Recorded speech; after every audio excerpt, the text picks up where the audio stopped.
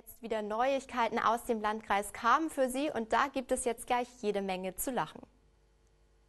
Herzlich willkommen im Landkreis Cham, liebe Zuschauer. Es soll ja Menschen geben, die können sich überhaupt keine Witze merken und die können sie dann auch nicht erzählen.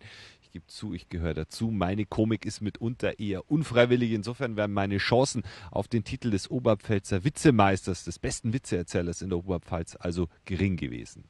In Roding hat diese Witzemeisterschaft stattgefunden und die Jury, die war hochkarätig besetzt, unter anderem mit Edmund Stoiber, Imitator Wolfgang Krebs oder auch dem Humoristen Bev Pindl. Und das Zelt, das war auch bis zum Bersten gefüllt in Roding. Wir waren mit dabei, zeigen Ihnen jetzt ein paar Ausschnitte und hören Sie ganz genau zu und lachen Sie vor allem mit.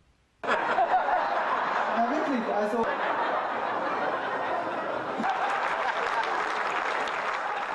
Es gab so einiges zu lachen. Ja und? Hast du deine Zähne noch gehabt? Ja, hat gesagt. Ja und dann? Ja dann ist der Ober gekommen und hat gesagt, jetzt kriege ich die 13,10 € und dann habe ich sie ihm gegeben.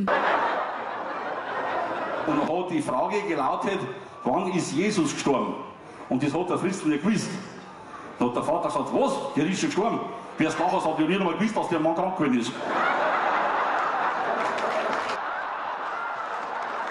Doch am meisten gelacht wurde über ihn Reinhard Zissler. Richtig verliebt gewesen, hat seiner Frau niemals im Leben noch was gekauft zum Geburtstag. Jetzt hat sie aber Geburtstag gehabt. Da hat er sich gedacht, er kauft ihr einen Tanga. Ist er in ein Geschäft rein, hat er so umeinander geschaut, hat er nichts Passendes gefunden, kommt die Verkäuferin. Hat sie gesagt, was hätten Sie denn gern? Hat er gesagt, ich möchte für meine Frau einen Tanga kaufen. Hat die Verkäuferin gesagt, was hat denn die für ein Gräs? Oh mei, hat er gesagt, ein Gräs weiß ich gar nicht. Er hat gesagt, ohne Gräs können wir nichts anfangen. Sie werden doch wissen, was die Frau für ein Gräs hat. Nein, beim besten Willen nicht. Ja, da können wir nichts anfangen ohne Gräs. Hat er gesagt, halt, jetzt wollt's mir rein. Ich weiß genau, die hat einen 76er. Hat sie gesagt, einen 76er. So was gibt's ja gar nicht, weil kommen sie nicht auf den Suchenschmarrn. Hat er gesagt, bei mir haben wir einen 80er Fernseher und wenn es davor steht, sehe ich links und rechts steht mir 2 Zentimeter.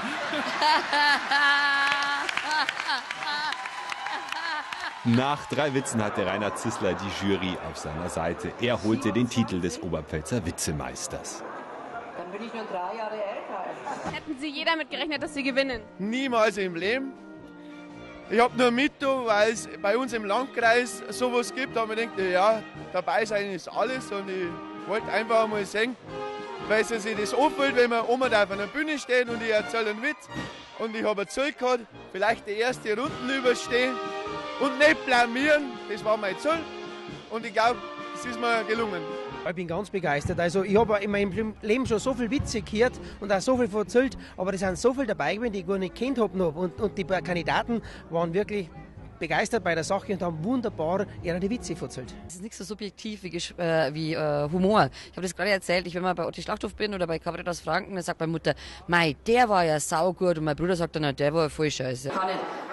Saugut war Reinhard Zissler. Er hat nicht nur den Titel und die Trophäe ergattert, er wird auch noch mal im Fernsehen auftreten, dann in einer kleinen Rolle in der Serie Der Horn ist der Horn.